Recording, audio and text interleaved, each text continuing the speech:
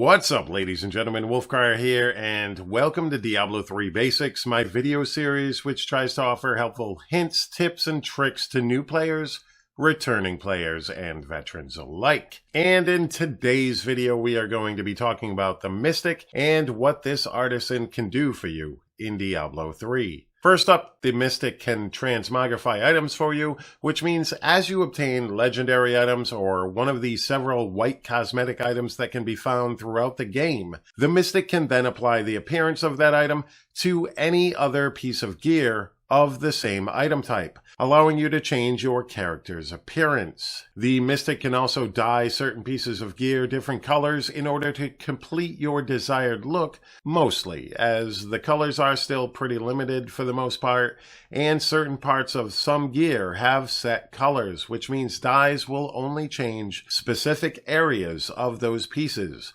Bracers, belts, and jewelry cannot be transmogrified or dyed at all because they don't change your character's appearance. But the most important thing that the Mystic brings is the ability to reroll one stat on every piece of gear. Always remember that once you reroll a stat, you cannot choose a different stat to reroll, ever.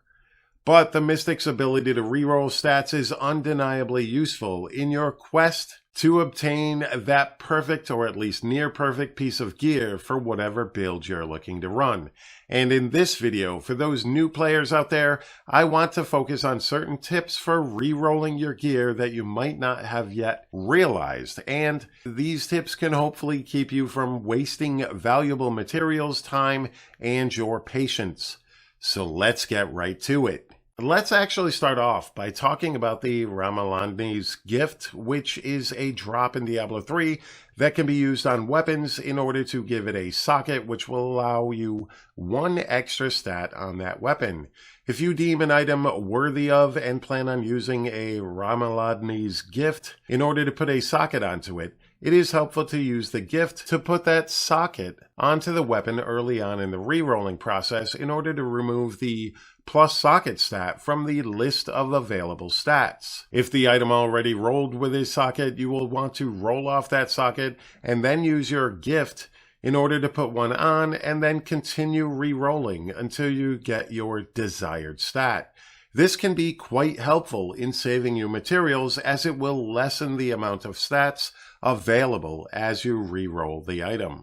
Now, when it comes to re-rolling stats onto items, let's talk about primary stats versus secondary stats. As you can see, every item in the game for the most part has primary stats and secondary stats. The amount of stats of each kind will vary between items, and these primary and secondary stats can actually sometimes compete with each other, causing certain stats that can normally be rolled onto an item to become unavailable. And sometimes this can keep a really great item from becoming best in slot or may cause you to rethink how you re-roll another piece of gear, such as a second weapon, in order to compensate for this. For instance, life per hit is a helpful attribute on at least one weapon for some builds out there in order to sustain your life while playing. Life per hit, however, cannot be rolled onto any weapon that also has the life per kill as a secondary stat. It will not show up in its pool of available stats to reroll onto the weapon. This doesn't mean that these weapons can't roll life per hit. It is just blocked, if you will, by having life per kill on it. Which means that if this is an amazing piece of gear that you want to include into your build, but you still need life per hit, you are going to want to get that stat on your second weapon if you're dual wielding, or perhaps onto another piece of gear entirely, such as bracers or gloves, if you will. And the same can be said for gear pieces when it comes to elemental resistances. Armor and jewelry cannot have both a secondary resistance and plus to all resistances. Those stats effectively block each other from being re-rolled onto any piece of gear. One other set of stats that can block each other on weapons are the blind, fear, stun, etc. types of secondary stats.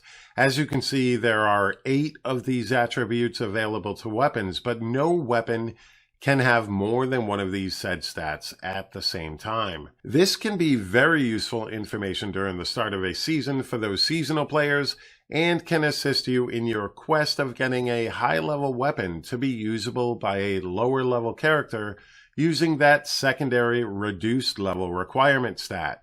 Weapons with one of the blind, stun, fear, etc. stats on it have a better chance of rolling reduced level requirement if you choose to reroll the other secondary stat. As long as you keep that fear or whatever on the weapon, it removes all 8 of those type of stats from the available stat pool, giving you a much better chance of getting reduced level requirement, which can be very beneficial during the start of a season, as your mats are very, very limited, and you want to be able to increase your damage output as quickly as possible. And now let's talk about the damage roll on weapons. Sometimes you will come across a weapon, ancient or otherwise, that has really good desired stats that you're looking for, such as cooldown reduction, percent damage, area damage, attack speed, etc. But the damage roll itself is a bit low. At this point, you'll want to take a look at the damage roll and the range at which it can be re-rolled by holding down Control on PC or simply taking it to the Mystic itself, which will show the ranges for all stats on the item. It will probably make much more sense in many cases to avoid re-rolling 6% attack speed on a weapon to that maximum 7% attack speed, for instance, and instead re-roll the damage stat itself. This can at times greatly increase the weapon's damage, and if you are actually running a support build, such as a 0 DPS monk, and have a weapon that already has desired stats on it, it might benefit you to know that you can also roll off the damage modifier entirely. However, it is also good to know that this usually is an extremely material-heavy process, as the weapon will prioritize weapon damage, but it is entirely possible to roll off the weapon damage for another available primary stat, such as cooldown reduction, attack speed, and resource cost reduction, which are all very useful on support characters. And lastly, always remember that when you're re-rolling Primal Ancient gear at the Mystic, it will always offer up the maximum roll on the available stats. And don't forget that as you are re-rolling items, it does become more and more expensive as far as gold goes in order to keep re-rolling the stats. Material cost stays the same, but gold cost can increase quite significantly, so you're going to want to try to make sure that you have a way to farm up that gold if you're struggling to get stats on certain pieces of gear. Perhaps that's another Diablo 3 basic video entirely. But, alright ladies and gentlemen, thank you so very much for taking the time out of your day to watch this video. I always greatly appreciate it. Don't forget to hit that like button, hit that subscribe button, and let me know down in that comment section down below if this video was helpful at all. Hopefully somebody out there gained some knowledge that they did not have prior to watching this video, and I personally wish that way back somebody had let me know these things before I had actually learned them myself. If you guys can think of any other Diablo 3 basics videos that you want to see me cover or offer to support those new players in our community, feel free to let me know down in that comment section down below as well. And once again, thank you so very much, and you all have a fantastic day. Peace.